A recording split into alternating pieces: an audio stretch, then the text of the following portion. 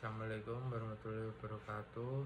Nama saya Muhammad Jaki. NIM saya 25000 Di sini saya akan menjelaskan tentang tokoh-tokoh sosiologi hukum. Pertama, tokoh Eropa Barat. Bagian ini membahas tentang 4 pemikir sosiologi klasik Eropa yang menganalisisnya tentang masyarakat secara langsung, menyentuh peran dan bentuk hukum. 1. Karl Marx dari 1818 sampai 1883. Pemikiran Marx berfokus kepada konflik kelas yang timbul dari struktur ekonomi masyarakat. 1. Hukum sebagai alat kelas berkuasa. Marx berpendapat bahwa hukum bukanlah entitas netral. Hukum adalah alat yang digunakan oleh kelas kapitalis pemilik modal untuk melenggangkan kekuasaan dan mengeksploitasi kelas pekerja. 2. Fungsi ekonomi hukum. Hukum mencerminkan kepentingan ekonomi kelas dominan dan berfungsi melindungi hak pemilik pribadi serta melegitimitas tentang tatanan ekonomi yang ada. 3. Penyebab konflik. Hukum bukan alat integrasi sosial, tetapi justru menjadi sumber konflik karena hanya melindungi kelompok dominan dan memperkuat ketimpangan sosial. 2. Tentang Henry S. Maine dari tahun 1822 sampai 1888. Maine dikenal sebagai bapak teori evolusi klasik dalam studi hukum yang meneliti perkembangan masyarakat dari tradisional ke modern. Teori dari status ke kontak masyarakat berkembang dari tatanan sosial yang berdasarkan status menuju tatanan yang berdasarkan kontrak. 2. Tentang status masyarakat tradisional, yaitu hak dan kewajiban ditentukan oleh kelahiran seperti dalam keluarga atau klan atau kasta. Kontrak masyarakat modern, yaitu individu bebas menentukan hak dan kewajiban melalui kesepakatan atau perjanjian. 3. Emil Durkheim pada tahun 1858 sampai 1917. Durkheim mengaitkan tipe hukum dengan struktur sosial dan solidaritas masyarakat. Hukum sebagai cerminan solidaritas sosial, yaitu ia membagi 2 tipe solidaritas yang mempengaruhi bentuk hukum. Tipe pertama adalah solidaritas mekanis, ditemukan pada masyarakat tradisional yang homogen, di mana hukum bersifat represif atau pidana dan bertujuan menghukum pelanggaran terhadap kesadaran kolektif. Yang kedua, solidaritas organis, yaitu ditemukan pada masyarakat modern yang kompleks, di mana hukum bersifat restitutif atau perdata, dagang, administrasi, dan bertujuan memulihkan keseimbangan sosial. Yang keempat, Max Weber pada tahun 1864 sampai 1920. Weber disebut sebagai bapak sosiologi hukum modern karena melihat hukum dalam konteks rasionalisasi masyarakat barat.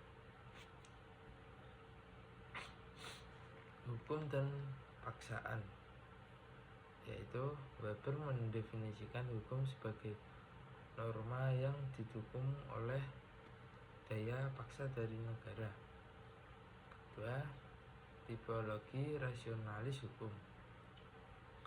Weber membedakan hukum berdasarkan dua sumbu, yaitu sumbu proses. Proses itu adalah satu, forma berdasarkan prosedur dan logika internal sistem hukum. Nomor dua, substantif berdasarkan nilai di luar hukum atau bisa disebut agama, moral, dan politik.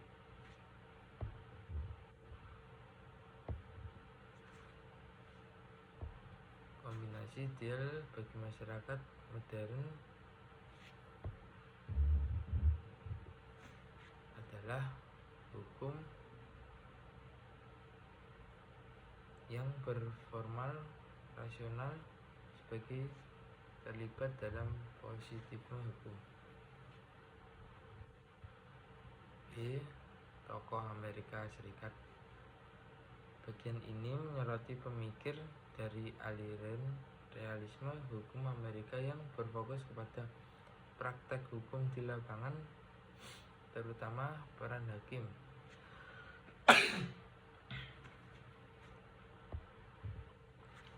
Oliver Wendell Holmes pada tahun 1841 sampai 1935,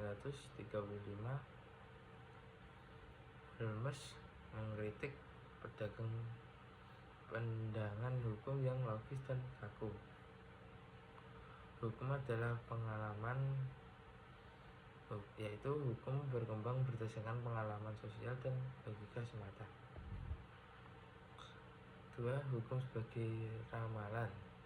Bagi Holmes, hukum adalah ramalan tentang apa yang diputuskan hakim di pengadilan, bukan aturan abstrak di atas kertas. Benjamin Westchardo pada tahun 1870 sampai 1938, Cardozo memperkuat gagasan bahwa hakim berperan aktif dalam perkembangan hukum, yaitu satu, hakim menciptakan hukum. Dalam praktek peradilan modern, hakim tidak sekedar menentukan hukum, tetapi juga menciptakan hukum baru untuk menyesuaikan dengan kebutuhan masyarakat. Batasan kebebasan hakim, meskipun kreatif, hakim harus tetap terlihat oleh kepentingan hukum dalam kebutuhan sosial agar tidak bertindak sewenang-wenang. 3. Rejoice Pond pada tahun 1870 sampai 1964. Pond memperkenalkan pandangan fungsional hukum dalam masyarakat, yaitu satu, hukum sebagai rakyat sosial. Hukum berfungsi sebagai alat untuk mengarahkan perubahan sosial ke arah yang baik. 2. Fokus pada kepentingan, yaitu tujuan hukum adalah menyeimbangkan kepentingan individu, publik, dan sosial agar tercapai keadilan dan keteraturan dalam masyarakat. Positifisme hukum dan masalahnya. Bagian ini membahas perbedaan filosofis tentang hubungan antara hukum sebagai norma dan hukum sebagai fakta sosial. 1. Problem des Solem dan Dasein, yaitu 1. Des Solem yang seharusnya hukum sebagai norma preskriptif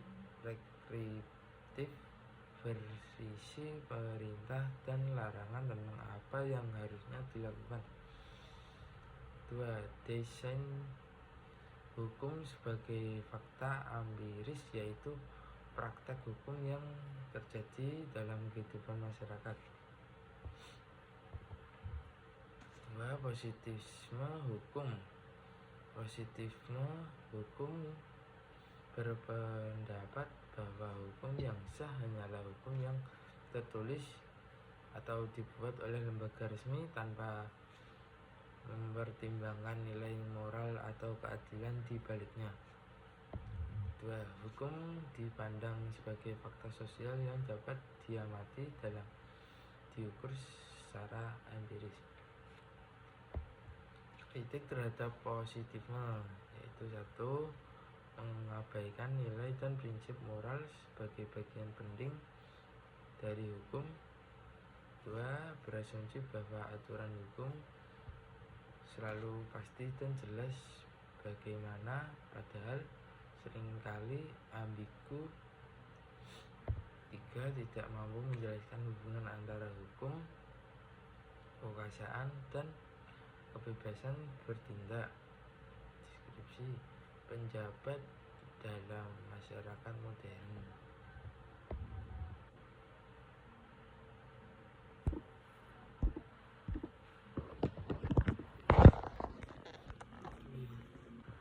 Pada intinya, positifisme adalah sebuah posisi filosofis yang menegaskan bahwa pengetahuan ilmiah yang berasal dari observasi terhadap data dari pengalaman dan bukan spekulatif yang berusaha untuk melihat ke balik fakta-fakta yang diobservasi untuk mengetahui sebab atau makna atau esensi.